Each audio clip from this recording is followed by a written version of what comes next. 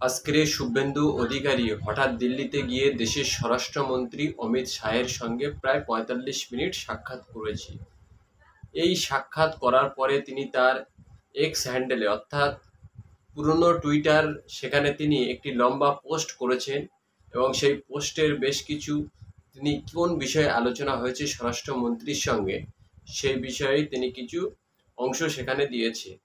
Post pole violence, সাম্প্রতিক রাজ্যে বেশ কিছু ঘটনা, মিডিয়ার দ্বারা প্রচার বেশ কিছু ঘটনা, তার সঙ্গে আড়িদাহ তালতলা ক্লাবের ঘটনা, কোচবিহারে মহিলাকে মারের ঘটনা, এরকম নানাবিধ কারণের কথা তিনি সেই পোস্টে উল্লেখ করেছেন। এরপরে তিনি শেষের দিকে অনেক কথাই লিখেছেন, কিন্তু এই যে দীর্ঘ ২-৩ দিন সম্পূর্ণ শীত ঘুমে থাকার পরে বা নীরবতা পালন করার পরে হঠাৎ শুভেন্দু অধিকারী দিল্লি চলে গেল এবং অমিত শাহের সঙ্গে ৪৫ মিনিট বৈঠক করলো, এ বিষয়ে আমাদের কাছে বেশ কিছু তথ্য আছে বা আমরা আমাদের সূত্র অনুযায়ী বেশ কিছু তথ্য উদ্ধার করেছি।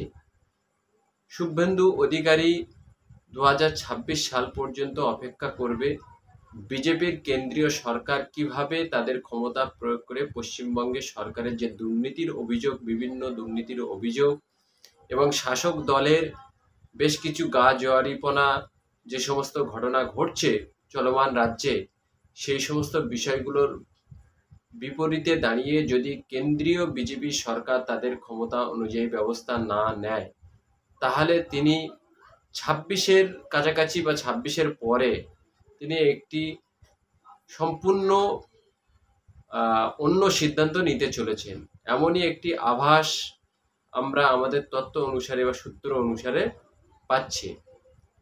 কিন্তু এই যে সিদ্ধান্ত নেবে, এই সিদ্ধান্ত নিতে পারে, সবগুলোই এখন সম্ভাবনাময়। কোনটা ঘটনা ঘটবে কোনটা ঘটবে না সেটা আমাদের জানা নেই।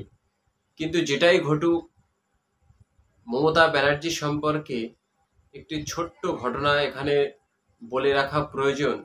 এই ঘটনার সঙ্গে মমতা ব্যানার্জি বিগত দিনে যে ঘটনাটা ঘটিয়েছিল, সেই ঘটনার সঙ্গে ২৬-এ কি হতে চলেছে, শুভেন্দু কি করতে চলেছে, সেই সম্পর্কে আমাদের কোনো ধারণা না থাকলেও আমরা এই ইতিহাসটি এখানে বলতে পারি এবং এখান থেকে যারা আমরা একটু আধটু রাজনীতির সঙ্গে থাকি বা সামান্য রাজনীতির জ্ঞান নিয়ে একটু আধটু কথা বলার চেষ্টা করি, আমরা একটি উপলব্ধি বা একটি জ্ঞান পাব। ১৯৫৫ সালের ৫ই জানুয়ারি মমতা ব্যানার্জির জন্ম। তিনি ১৯৭০ সালের একেবারে গোড়ার দিকে মাত্র ১৫ বছর বয়সে কংগ্রেসের সঙ্গে যুক্ত হয় এবং তার রাজনৈতিক জীবনের সূচনা করেন এবং ১৯৭০ সালের পর থেকে ১৯৭৬ সাল পর্যন্ত এই সময়ে তিনি রাজনীতিতে ঘোরাঘুরি করার পরে ১৯৭৬ সালে তিনি পশ্চিমবঙ্গ মহিলা কংগ্রেসের সাধারণ সম্পাদিকা নির্বাচিত হয় এবং ১৯৭৬ সাল থেকে ১৯৮০ সাল পর্যন্ত তিনি এই পদে ছিলেন বা কংগ্রেসের সঙ্গে ছিলেন। পশ্চিমবঙ্গের জন্য তিনি লড়াই করতেন। সিপিএমের বা কমিউনিস্ট সরকার যখন দুরন্ত গতিতে চলছে পশ্চিমবঙ্গে, তখন তিনি রাজনীতিতে তার সবের সূচনা করেছে। ১৯৮৪ সাল সবেমাত্র মমতা ব্যানার্জির ২৫ ছুঁই বয়স।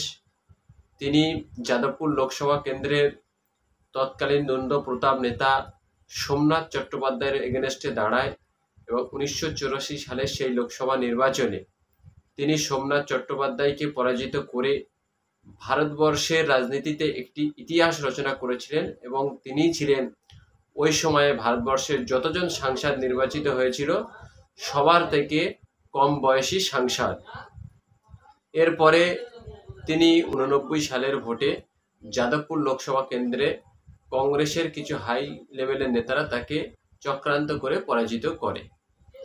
এরপরে ১৯৯১ সালে তিনি নরসিংহ রাওয়ের সরকারে দক্ষিণ কলকাতা থেকে জয়ী হয় এবং নরসিংহ রায়ের মন্ত্রিসভার তিনটে দপ্তর তিনি সামলায়।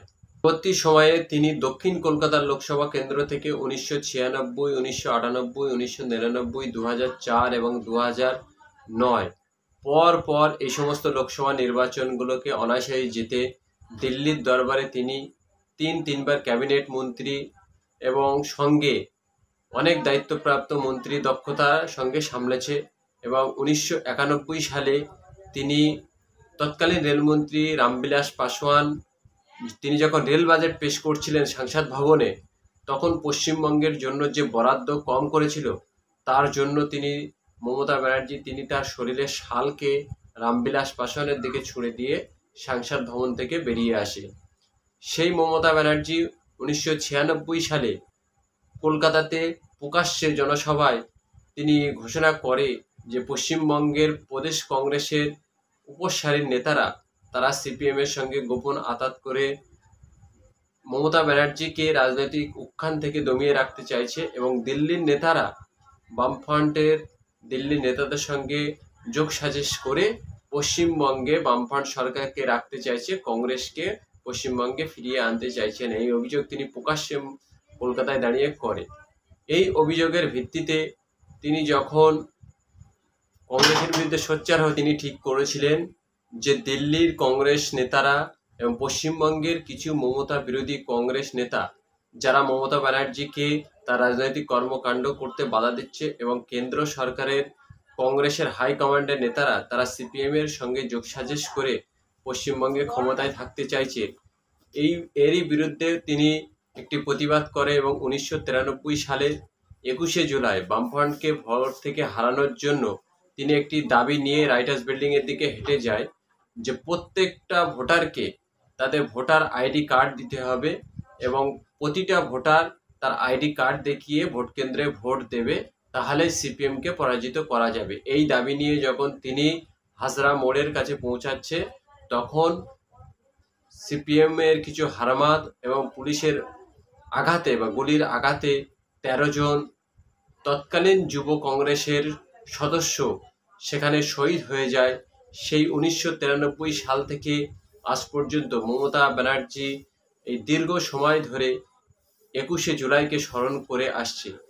এই ইতিহাসগুলো কেন বললাম তার কারণ হলো শুভেন্দু অধিকারী যখন 2019 সালে তৃণমূল কংগ্রেসকে ত্যাগ করেছিল তখন তাকে অনেকেই তার নিজস্ব রাজনৈতিক দল করার কথা বলেছিল। তিনি শুধুমাত্র হিন্দুত্বের তাস এবং আরএসএস এর চক্রে পড়ে তিনি বিজেপিতে জয়েন করে এবং বিজেপিতে জয়েন করার পরে তিনি এই মুহূর্তে যে তত্ত্বগুলো তার একেবারে কাছের লোকদের সঙ্গে শেয়ার করছে সেখান থেকেই আমরা এই তত্ত্বগুলো উদ্ধার করতে পারছি যে তিনি এখন অনুশোচনা করছে যে কেন বিজেপিতে জয়েন করা হলো। নিজের রাজনৈতিক দল তৈরি করলে মমতা ব্যানার্জির মতো একটি পজিশন পাওয়ার সম্ভাবনা থাকতো।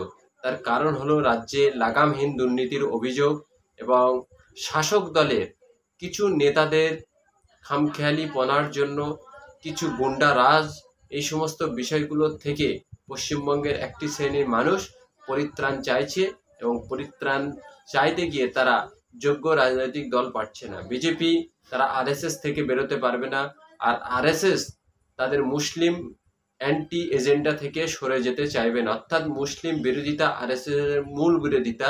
আর আরএসএসকে বিজেপি যত সময় না ছাড়বে তত সময় সারা ভারতবর্ষ সহ পশ্চিমবঙ্গের সংখ্যালঘু ভোট বিজেপি কখনোই পাবে না। যেখানে 30% সংখ্যালঘু ভোট থাকে সেখানে রাজনৈতিক পালাবদল একমাত্র ওই 30%-এর উপরেই অনেকটাই নির্ভর করে।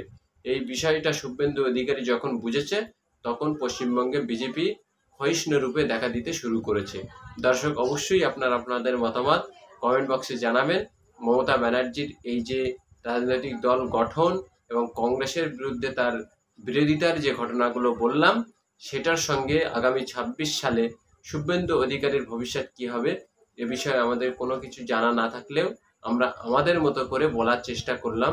অবশ্যই আপনাদের মতামত কমেন্ট বক্সে জানাবেন।